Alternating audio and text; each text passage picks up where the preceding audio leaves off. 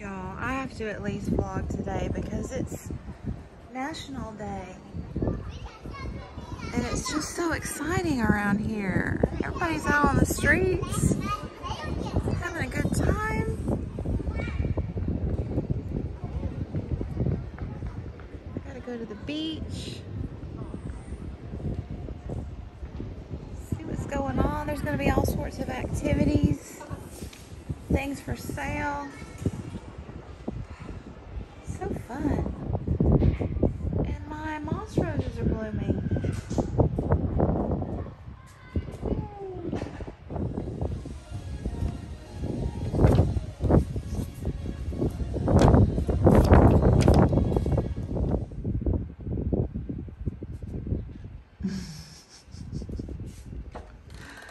Yes, let's change the calendar.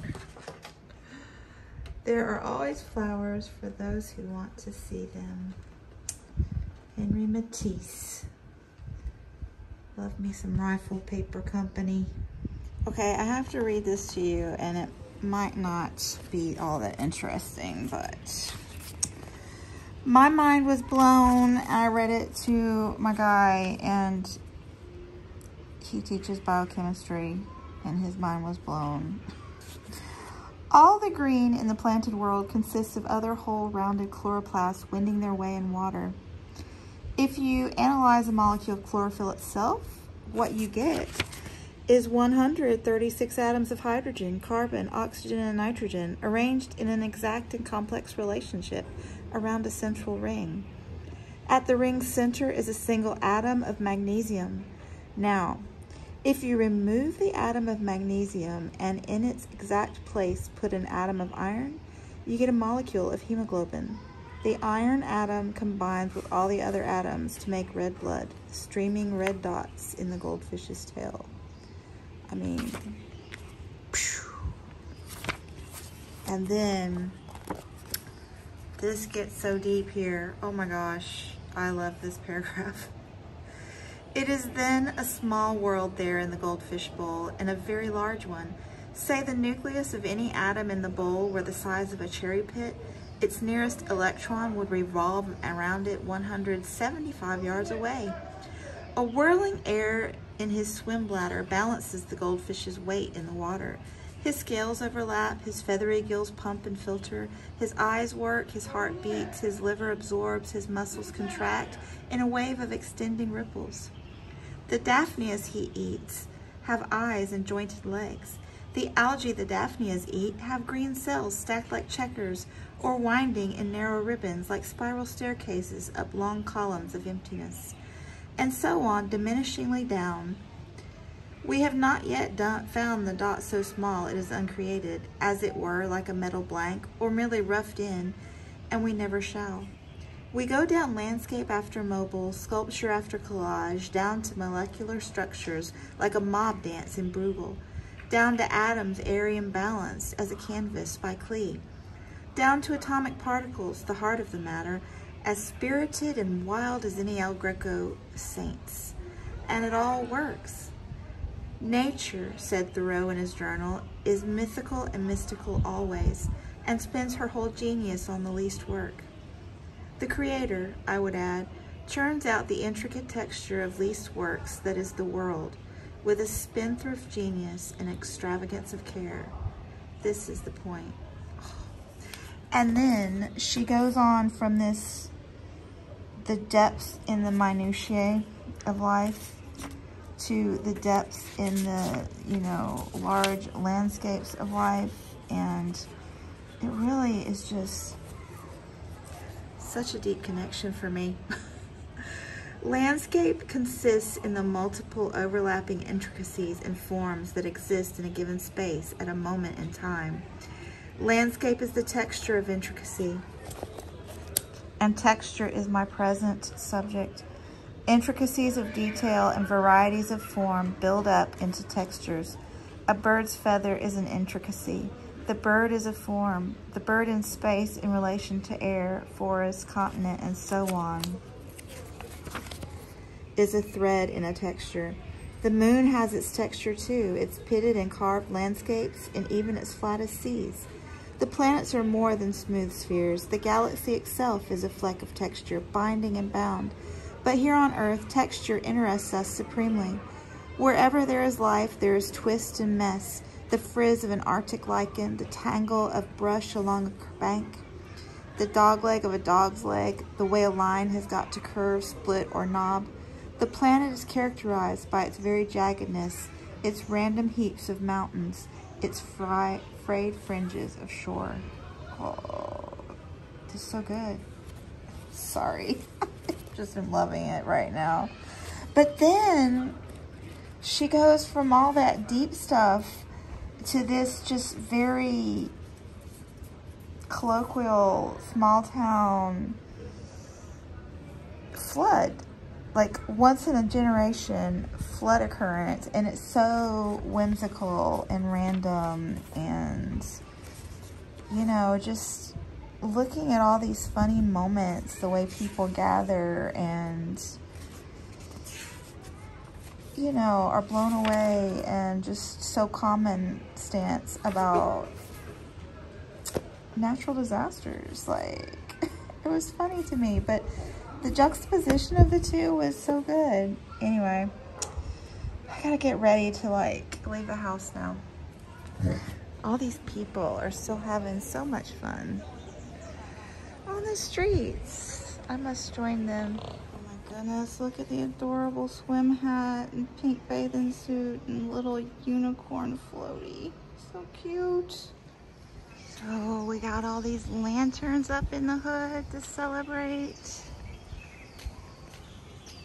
Happy National Day holiday. So this is October 1st, a celebration of the formation of the People's Republic of China, and it's called National Day holiday because this is the day, but the holiday is actually a week long. I believe it's called Golden Week.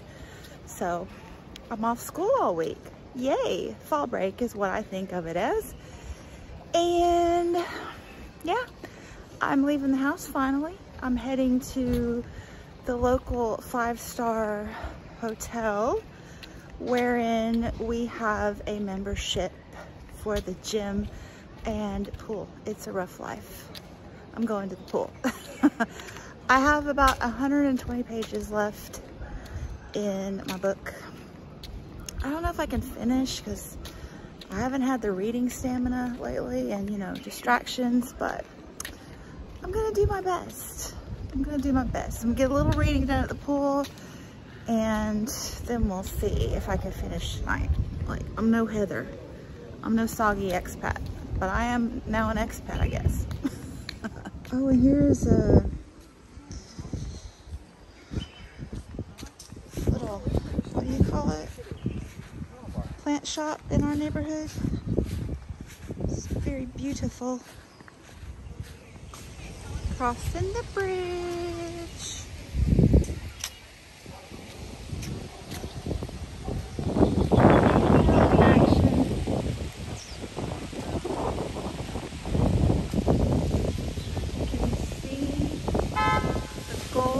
Arches. There they are. And the beach is down there.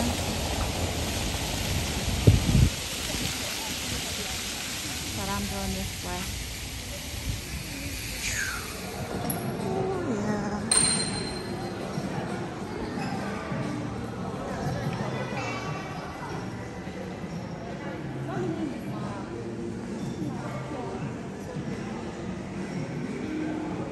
Nice view.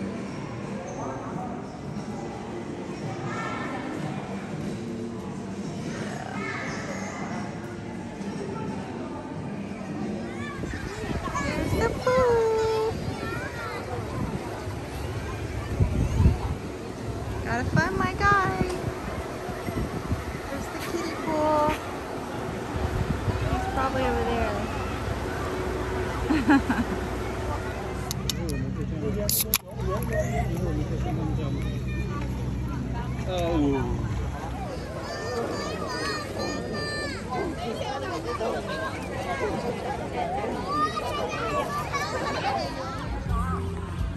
Is it spicy? Mm-hmm.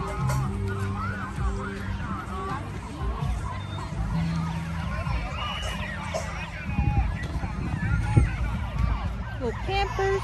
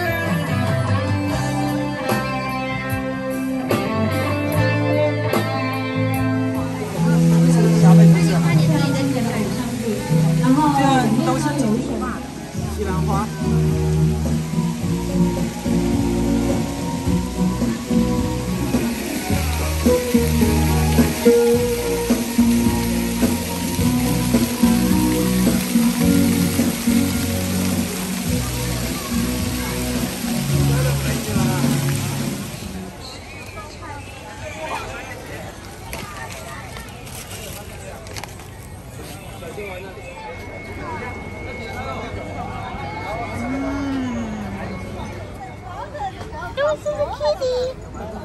No, it's a mouse. Oh, it's a mouse. Kitty, kitty, kitty. It's tricky.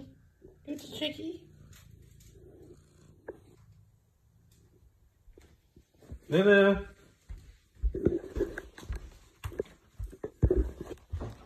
Where's your mama? Where's your mama?